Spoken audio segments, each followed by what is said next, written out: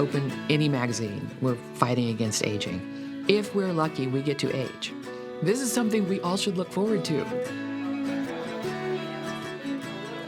We are now seeing the leading edge of the boomers age into not being able to do everything on their own. That's very difficult for my generation. We were going to be young forever.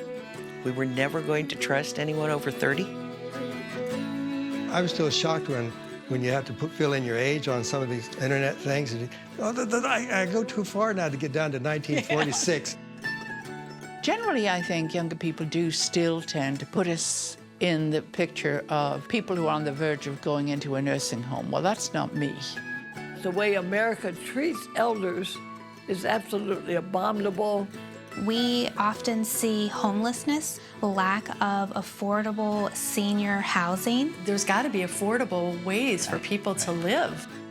The narrative that people are sold is, you're gonna sit, you're gonna get out of the way, instead of, what are you gonna do next? What are you gonna do with the rest of your life? They think you're too old to do anything or think straight. You can't think for yourself. Well, maybe some can. I'm not fast. I can't move around like I used to. But we're still moving.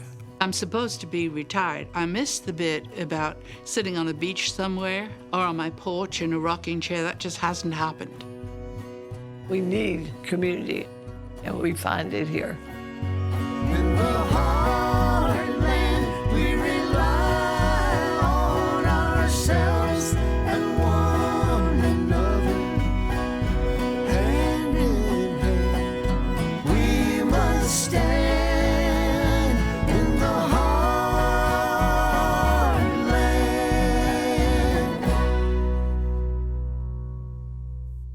Production funding for Life in the Heartland was provided by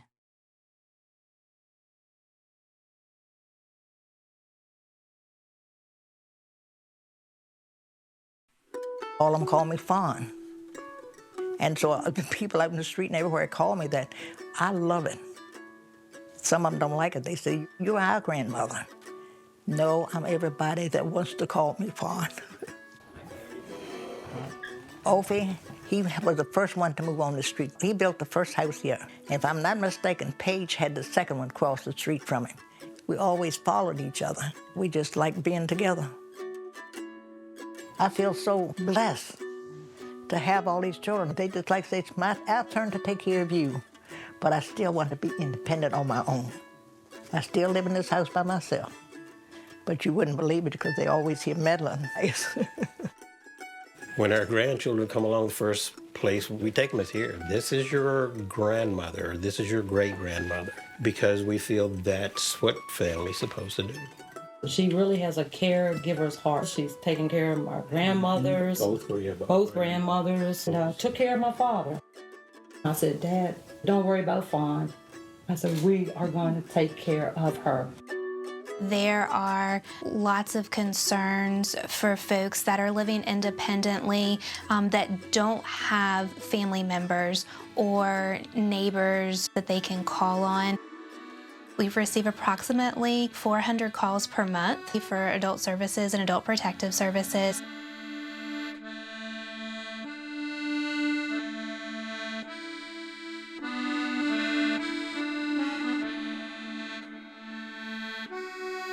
Isolation has not only mental detriment, but it also has physical detriment. It's equivalent to smoking 15 cigarettes a day. It comes with self-neglect. It comes with not eating well. It comes with not exercising. It comes with just not caring. So self-neglect is the inability to care for one's own basic needs.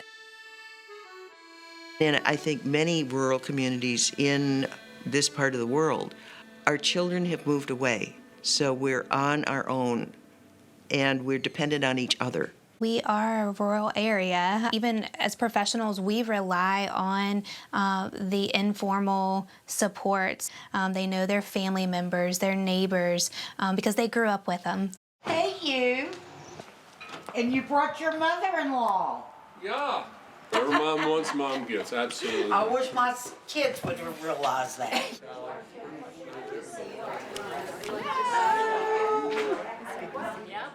Highland County, being retired and being older is a norm. Children are kind of an anomaly in a way. I told Dr. Herford, I said, that's the day before rifle season comes in. I said, you might not see me. Some people that are here rescheduled appointments, doctor's appointments, around this day. Some of our regulars aren't here, which makes me concerned because I'm wondering if they're okay. Communities can create support systems where people can live lives with purpose and continue to be healthy and continue to have social networks that help them support themselves. VPAS has 3 regions. One is the Harrisonburg-Rockingham region, one is Stanton-Augusta-Waynesboro, and the third is our 3 rural counties, which is Rockbridge, Bath, and Highland. In Buena Vista, we have about 6,200 people. We're probably serving close to 70 or 80 people.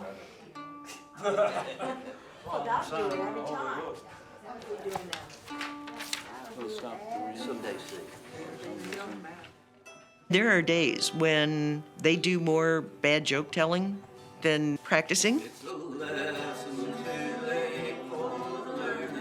Music is the universal language, folks. I'm a old folk singer from way back. I was in a group called the Wayfarers, and we put out 4 albums on RCA. Now, I'm an old guy.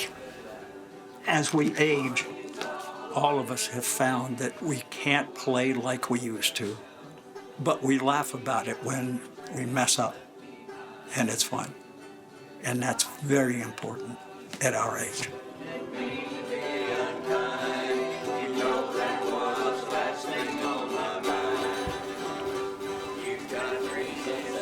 Tony, what'd you make?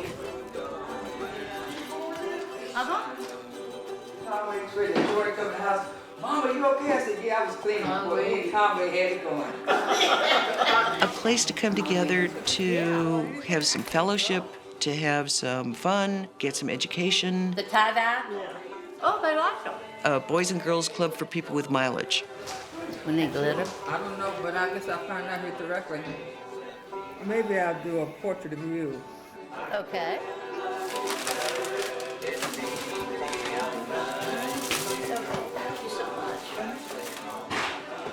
We're also serving 106 people for Meals on Wheels.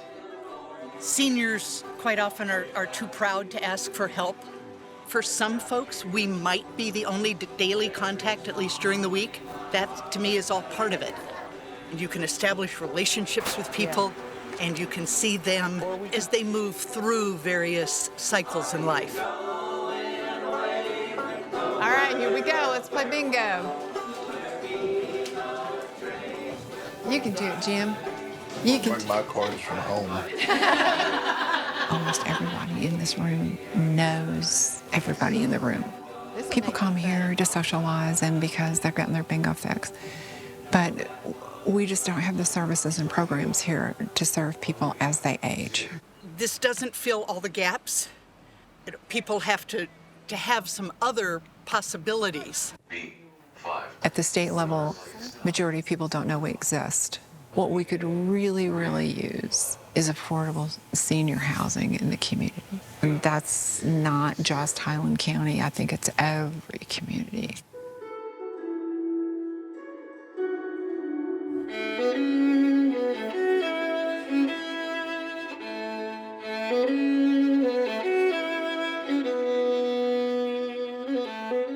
When we moved in, everybody had a different idea of what community was. And it was 2 years before we really got settled. We consider ourselves a community of mutual support and late life spirituality. People, when they come, they get to know faces and don't know names. They get tired of asking names, and so they can come and see who you are. And I took my picture on a windy day. Look at it. It looks terrible. It was just serendipity. I got in touch with a really old friend that I'd lost touch with, and she knew people who were setting up Elder Spirit.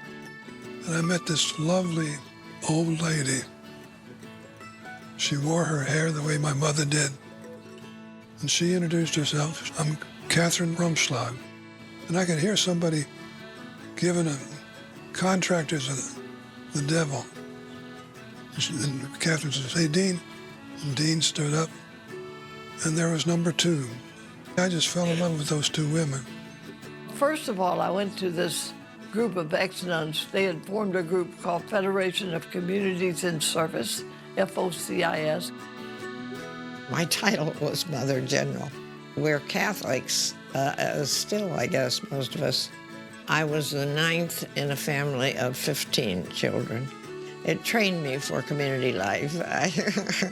Co-housing seemed like it would fit. I'd grown up in a small town in the middle of Kentucky. Everybody knew everybody, everybody helped everybody, and so I thought it was just a perfect way to retire, you know, where you're known and where you're helped.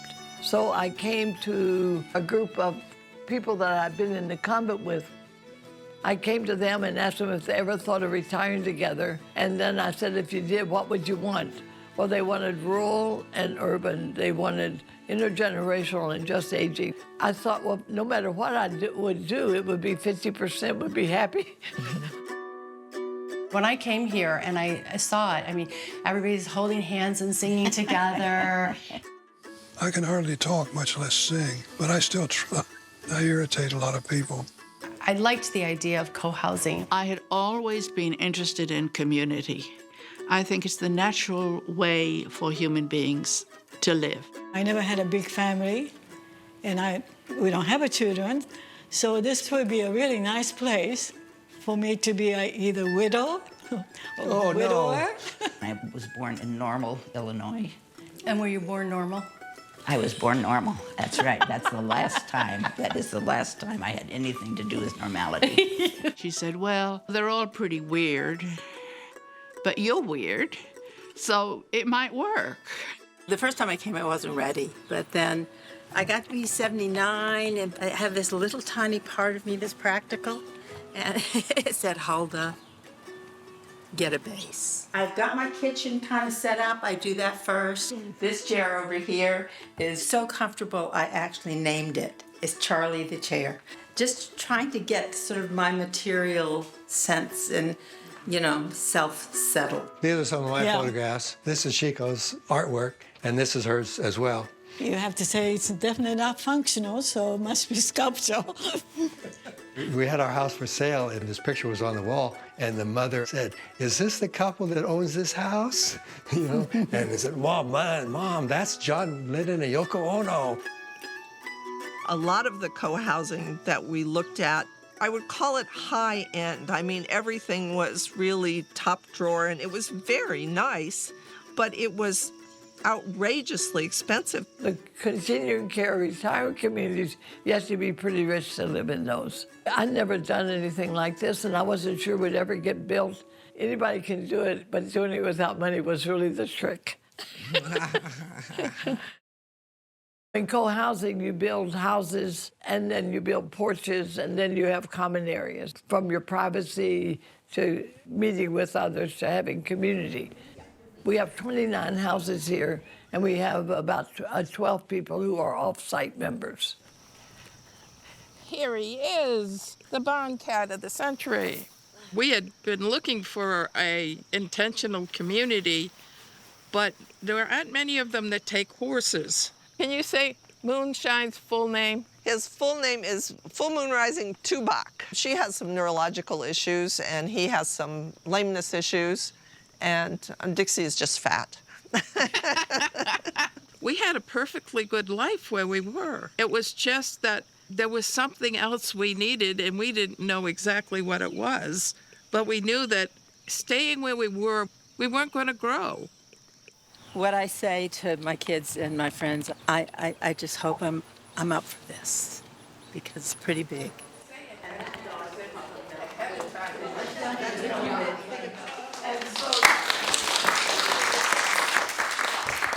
I almost feel like we should sing, for she's a jolly good fellow. For she's a jolly good fellow, which somebody can be mine. You know, there's an adage in psychology, usefulness builds self-esteem. And I think one of the great things about co-housing is that we are useful to each other.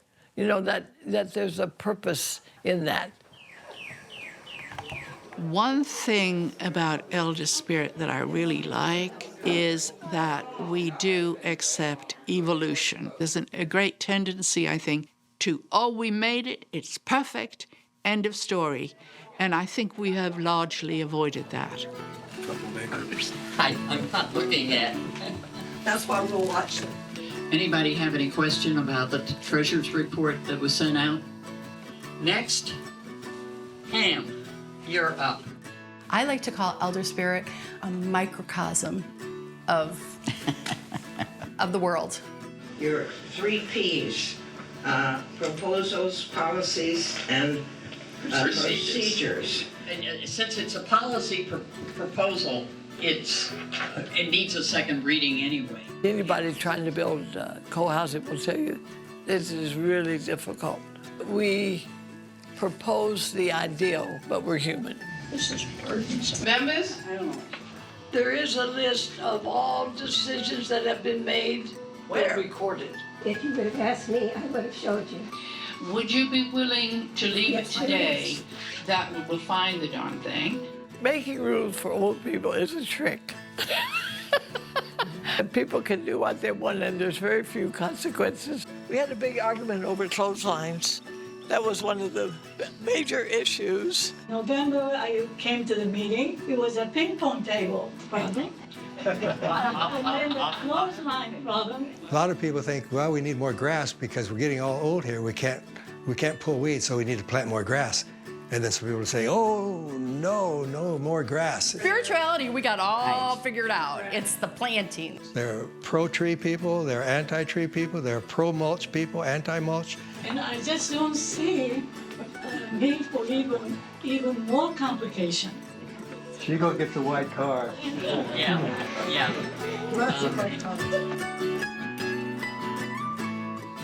Can you find an opportunity where that you're going to make an effort to say hello to people and make eye contact? Even if they look different from you or they have a different bumper sticker than you like, you know. The real joy is getting to be a community. I'm not that old. How many Kenny Rogers 8-track tapes do you have? Come on. That I used to have. Fess up. 20% of the chance of you living a healthy life and like really having the kind of life that you want, 20% of that is genetically based. You know, that's the roll of the dice. The 80%'s up to you. It's too easy to have inertia suck you into the couch. You need to get out of the chair.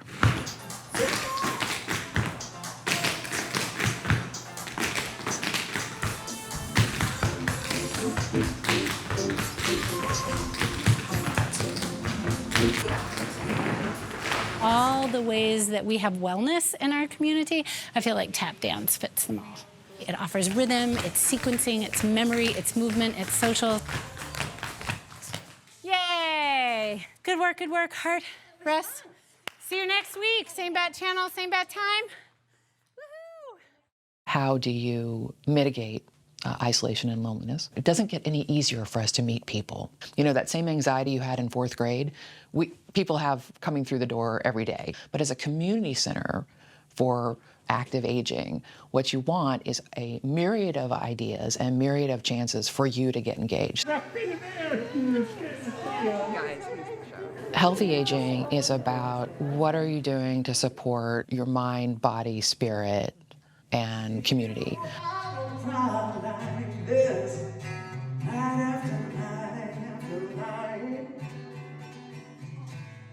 Every human who comes in here has an interesting story. When you reach my age, and I unfortunately lost my wife coming up on 5 years, you need an interaction of humankind. You know, there's a youthfulness to this too. You know, you can still feel and behave young.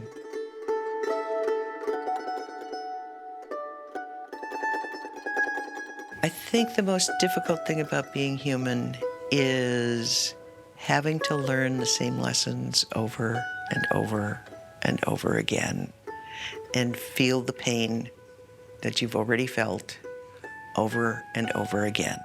life will teach you that you better find your lessons where they are.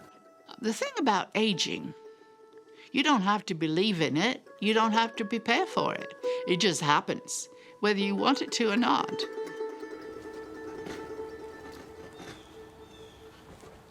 Anything else is going on here? Well, thanks for checking in. I tied flies for several years. And one of the symptoms of Parkinson's is that I lost most of my fine motor skills.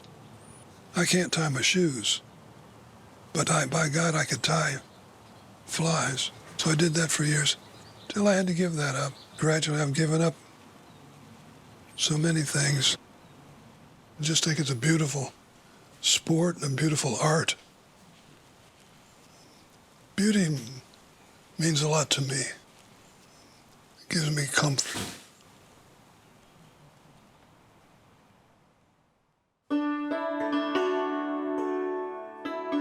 I used to throw parties quite often when we first moved in. It's such a difference now that we're 90 than it was when we were 70. We're realistic about what the future holds. I mean, when you're in your 70s, what that means is you're going to be in your 80s, and what that means is you're going to be in your 90s, if you're lucky, and things will be different in your 90s. Yeah. So you're sort of preparing for that. Hi. Let me say hello. Let me have a hug from you. I was so glad to see you on Zoom yesterday. I've got to get back to you. Yes, I can't take a step up and you can't take a step down. I love you. Good, it's so good to see you. It's good to see you. Yeah. Her Parkinson's took a turn just this past week, and she got into hospice. So she's here getting ready to die, you know. Let me, Jack's over here. Let me see if it's still lasting. Oh, this one.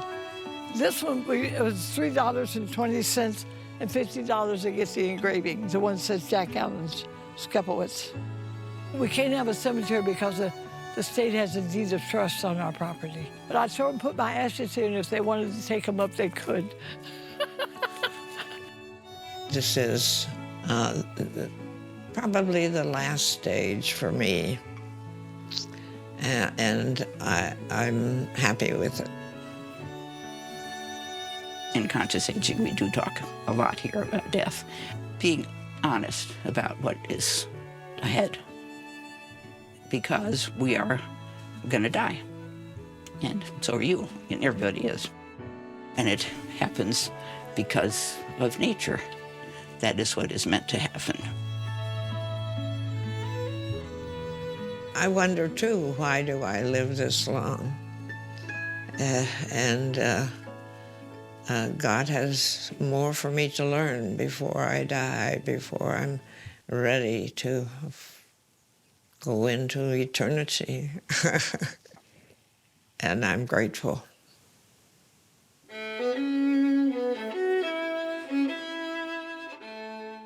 Successful aging is being able to contribute for as long as you can, being able to make your own decisions for as long as you can, being at peace with where you are now and where we'll all go. I think that that's success. This is a hot mess. That's what it is. Every day, we're just looking for friends and community. I can't wait to see what Trisha did over there.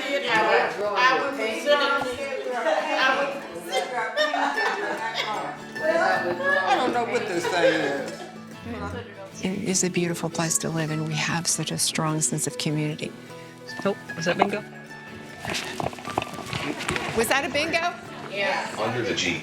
Oh, shoot. 3. Got in my run. Come on down, Sarah. We are all in the people business. You're never too old to reinvent oneself.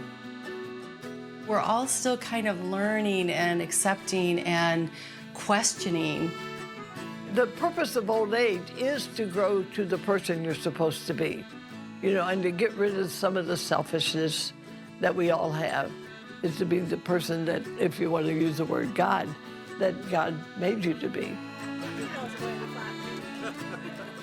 It's helped me grow, yeah.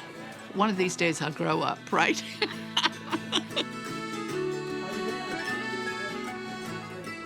All you can do is make plans, and then it happens.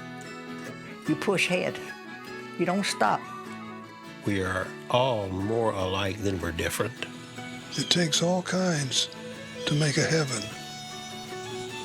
It keeps us alive, keeps us thinking, and hopefully keeps us open to one another.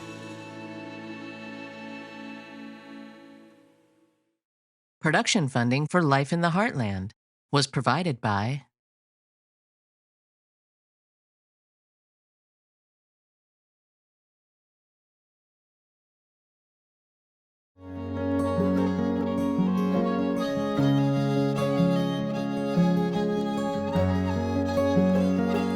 Who belongs?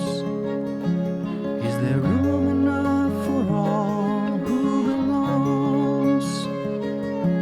Do we stand or do we fall? And is there room in our hearts for this whole land? Is there room?